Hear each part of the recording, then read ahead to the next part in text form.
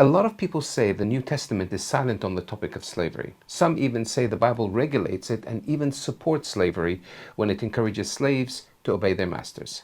For example, they quote Ephesians chapter 6 verse 5 where it says, "Slaves, be obedient to those who are your masters according to the flesh, with fear and trembling in the sincerity of your heart as to Christ." And 1 Timothy 6:1, "All who are under the yoke as slaves are to regard their own masters as worthy of all honor, so that the name of God and our doctrine will not be spoken against." But in these verses, Paul is not saying that slavery is good or that's encouraged. He's just telling those who are under the yoke of slavery to be obedient and respectful towards their masters. That's not endorsing African slave trade. On top of that, it may very well be that these slaves may just actually be servants or bondservants serving under the same special conditions that bondservants worked in the Old Testament. We can't know for sure because the Greek word for slave, servant, or bondservant is the same. It's doulos. That's why some Bibles translate this very word as slave or servant or even bondservant, including Philemon 1:16. So to say that the Bible is regulating it because of these verses is just not true. But I know what you're going to say now. You're going to say, well, John, if slavery is wrong, why didn't Jesus or the apostles just say it? Well, you may be surprised to hear that Jesus and the apostles did condemn the kind of slavery we've seen in the African slave trade. Because every time Jesus said, "do not steal," he condemned slavery, because that's what you have to do to make African slave trade work. But someone is going to say, now, wait a minute.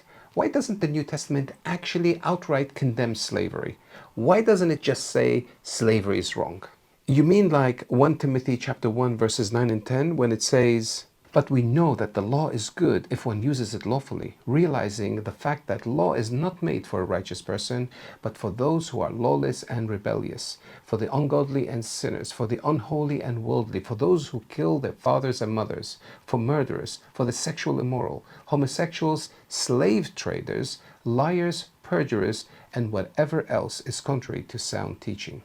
Wow, it sounds like Paul just came all out with it and condemned slavery, doesn't it? In fact, the original Greek word used here could mean a slave, a man taken in war and sold into slavery, a slave dealer, a kidnapper, man-stealer, as well one who unjustly reduces free men to slavery, as one who steals the slaves of others and sells them. And that's why some Bible translations translate this word as kidnappers.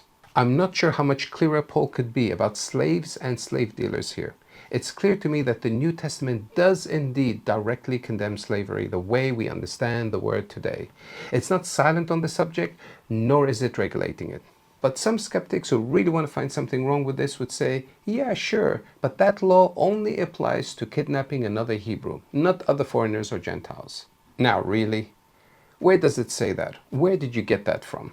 Don't you know that moral laws always apply to everyone? For example, when it says you shall not lie or kill, does that mean this only applies to a special group of people, or when only dealing with another Hebrew citizen?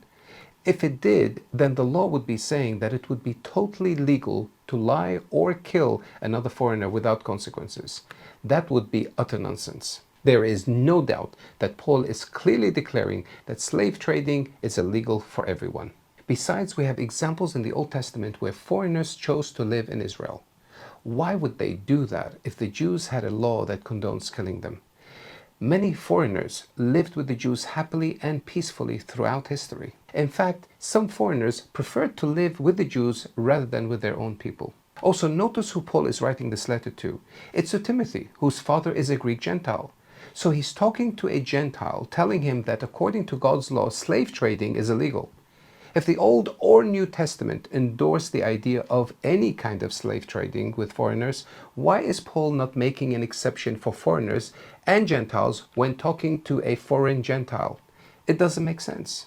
That means not only does the New Testament prohibit slavery as we understand it in the modern day sense, Paul is also disagreeing with all the skeptics out there who think the Bible endorses any kind of slavery, especially in the Old Testament. Otherwise, why speak against any kind of slavery here? Once you understand all this, you realize why the American and European slave owners actually kept the Bible away from slaves. It's because they knew that if they had access to the Bible, they would know that they are going against what God said, and that the slave owners would have to let them go free.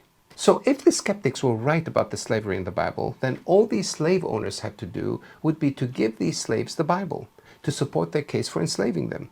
They wouldn't hide the Bible from them, would they? In fact, the only way to make the Bible sound like it's endorsing slavery was to give them a Bible with missing pages. You heard me right. This article says, on display at Museum of the Bible in Washington, D.C. is a special exhibit centered on a rare Bible from the 1800s that was used by British missionaries to convert and educate slaves. It says the Bible they gave them had about 90% of the Old Testament is missing and 50% of the New Testament is missing. Put in another way, there are 1,189 chapters in a standard Protestant Bible, but this Bible contains only 232. So they gave the slaves a Bible that's smaller than 1/5 of the whole Bible to prove to them that the Bible condones African slave trade. So they took out hundreds of pages because they were worried, and I quote, it might inspire rebellion or liberation. Wow! And yet the skeptic wants us to believe that the Bible endorses and encourages slavery. In those days, to deceive people and to make the Bible say something it never did, the slave traders removed 90% of the Old Testament and 50% of the New Testament. But that's nothing compared to today, where the skeptic removes more than 99% of the Bible and just uses 3 or 4 verses to deceive people. And that's why you must read 100% of the Bible so that you are not deceived. So to answer the question, no, the Bible does not endorse slavery. It's not silent on the subject, nor does it regulate it. It outright opposes it. I hope you enjoyed this topic on slavery, covering both Old and New Testament. This study was released in 9 separate parts. If you want everything in one video, then please go to our product page and download it from there. The link is in the description. This download comes with everything, a full PowerPoint presentation with all the references, and each slide has the full script. You can use it to expand your own study, or you can change, add, or remove any parts you want to help you deliver the message to your own study group. Although downloading this product is not free, by paying for it, you'll be supporting our ministry to produce more videos like this to help you and encourage you to fulfill the Great Commission.